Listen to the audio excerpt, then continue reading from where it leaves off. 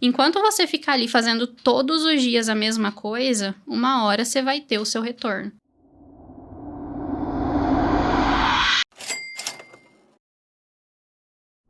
Como foi isso aí? Como é que você utilizava os influencers? Eu mandava e-mail pra elas, falava com as assessoras ali, fechava ali o contrato. Ela gravava uma sequência de 3 stories pra mim, falando que eu tinha oportunidade pra ela ganhar dinheiro com a internet, nananã. Dali, ela me chamava no Instagram, no direct. Do direct, eu mandava pro WhatsApp. Porque era uma estrutura que eu e as outras top afiliadas usávamos. Porque se a gente mandasse direto pro WhatsApp, naquela época, mais de 1 ano e meio, quase 2 anos atrás, se a gente mandasse direto pro WhatsApp, perdia muito tráfego nisso. Então a gente mandava pro Instagram também, porque daí ele se tornava um seguidor, acompanhava a gente. Se não comprasse logo ali naquele primeiro dia, no remarketing ia comprar. Numa sequência de stories nos próximos dias ia acabar comprando. Então daí a gente fazia isso, eu fiquei por um bom tempo, colhi muitos frutos, muito bons. Mas também chegou um momento que não tava mais funcionando parceria com influenciadores para aquele tipo de oferta. Aí foi outro gargalo que eu tive também, que daí meu faturamento começou a cair.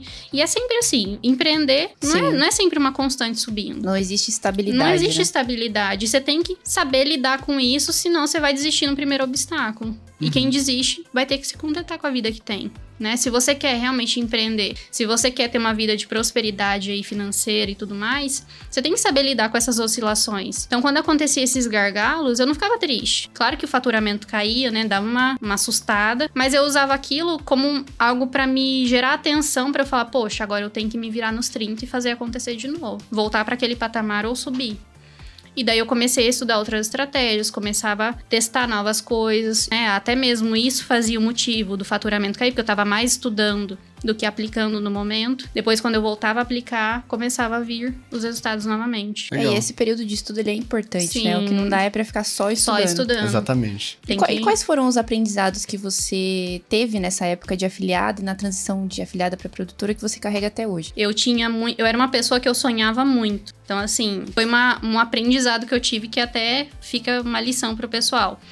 Eu sonhava muito com o dia que eu ter R$1 milhão na minha conta. Só que às vezes eu não fazia pra ter esse R$1 milhão na conta. E se você só ficar sonhando, você não vai ter R$1 milhão na sua conta. Sonhar é fácil, qualquer um sonha. Qualquer pessoa que você encontrar na rua, ela tem sonhos. Então você precisa fazer. O seu fazer é o que vai te trazer resultados. Então, na minha época de afiliada, eu via ali as pessoas com 70, 80 mil, 100 mil no mês, um afiliado, que não tinha um produto próprio, não tinha equipe. Eu ficava sonhando com o dia que eu ia ter aquilo também. Só que daí, a hora de fazer, eu ficava, às vezes, postergando um pouquinho. Na hora que eu comecei a ver que eu só sonhar não vai adiantar, eu preciso fazer, dar a cara a tapa. Tem que doer a realidade mesmo. Empreender é isso, você tem que aguentar a dor. Foi o que começou a me trazer resultados aonde eu queria chegar. Então foi o aprendizado que eu tive. O aprendizado da ação, né? Porque a ação é a ponte pro resultado. Não você tem dá como. a cara a tapa ali, você tem que ficar insatisfeito, tirar a bunda da cadeira e fazer acontecer. Tem que doer mesmo, tem que incomodar. Enquanto não incomodar, você fica conformado, você vai estar ganhando ali uma comissão ou outra, você vai falar, tá legal, depois começa a melhorar. Só que não vai melhorar. Em alguns momentos, você vai ter que dar o sangue ali, vai ter que ralar, vai ter que batalhar pra você colher lá na frente. Todo mundo que senta aqui nessa cadeira, todos passaram por esse momento de ficar ralando. Né? E vai ser isso a vida inteira. Talvez vai ter momentos da sua empresa que você vai ter que reestruturar, ver novas estratégias, novos produtos, e vai ser sempre assim. Só que hoje a gente já tem uma mentalidade pra isso. E quando você tá iniciando, é muito difícil. Porque eu nunca imaginei empreender. Eu imaginava que eu ia ser médica. Eu sempre quis ser médica, foi meu sonho. Eu queria ser neurologista. Então, eu não imaginava que eu ia ter uma empresa, que eu ia ter funcionários. Pra mim, eu ia vestir um jaleco branco e ia pra um hospital salvar vidas. Então, foi uma mudança drástica de mentalidade que eu tive, muito drástica. Eu não tinha essa mentalidade e que eu fui aprendendo ali na raça, né? Eu via pessoas falando isso também, né? Então, o legal é você acompanhar pessoas que já têm essa mentalidade também. Porque enquanto você não acompanha, você vai estar com pessoas ali que não têm uma mentalidade alinhada com isso. São pessoas que são procrastinadoras, pessoas que deixam pra depois. É a questão da ambiência, né? Da ambiência. Exatamente. A ambiência, ela muda a sua frequência. Olha, exatamente. Ainda rimou. Rimou. É muito legal você falar isso, porque olha esse aprendizado. O aprendizado foi agir. Botar a mão na massa, né? Às vezes é uma coisa que parece tão boba, mas tem um monte de gente que tá com o mesmo problema.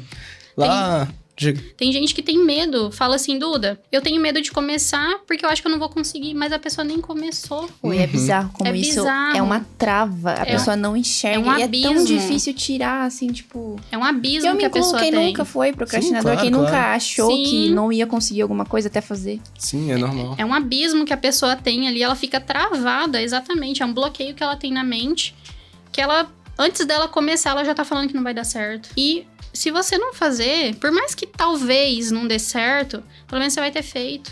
Exatamente. Você vai ter se frustrado por algo que você fez e não por algo que você não fez, que eu acho que é pior. Com certeza. Tem uma entrevista bem famosa que mostra pessoas muito, muito já velhas no final da vida, quais são as coisas que eles mais se arrependem da vida, e é sempre as coisas que eles deixaram de fazer. Sim. É sempre essa a resposta. É sempre. E se você, com tantas estratégias que tem, cada semana alguém aqui senta, né, falando sobre algo, não tem como não vender. Não tem como não dar certo. Se você focar ali em algo, em uma estratégia, em algum momento vai dar certo. Só que você não pode desistir na primeira semana. Porque às vezes, eu vejo muitas pessoas, né, falando sobre isso. Eu tentei por 3 dias e não fiz minha primeira venda. Não é pra mim. A pessoa, ela terceiriza a responsabilidade. Porque é mais fácil. É mais fácil. É mais fácil colocar a culpa num curso, num mentor, em alguém. Mas a responsabilidade do resultado é toda nossa. Sim. Eu demorei mais de 1 mês pra ter resultados. Isso lá na época de afiliada. Mas eu nunca terceirizei a culpa. Eu sempre tive essa de que dependia apenas de mim. Por mais que às vezes eu procrastinava, eu sabia que era eu ali que tava sendo preguiçosa. Você que tava no controle. Eu que tava no controle. Então, eu nunca terceirizei, porque eu tava vendo. Aquela pessoa que tá falando pra mim, ela tem resultados. Então, se eu não tô tendo ainda, a culpa é minha. Total. Sim. Então, eu tenho que ir atrás, colocar. Eu não posso desistir na primeira semana, no primeiro mês. Gente, eu conheço pessoas que levaram 1 ano pra ter resultados. É isso que eu ia falar. Você demorou quase 1 mês. Ou 1 mês. Teve gente que sentou aqui nessa cadeira aí que demorou muito mais de 1 ano. Perfeito. E hoje é multimilionário. Exatamente. Então, é uma questão de time. É uma questão de você encontrar o seu tempo e não desistir. Enquanto você ficar ali fazendo todos os dias a mesma coisa, uma hora você vai ter o seu retorno.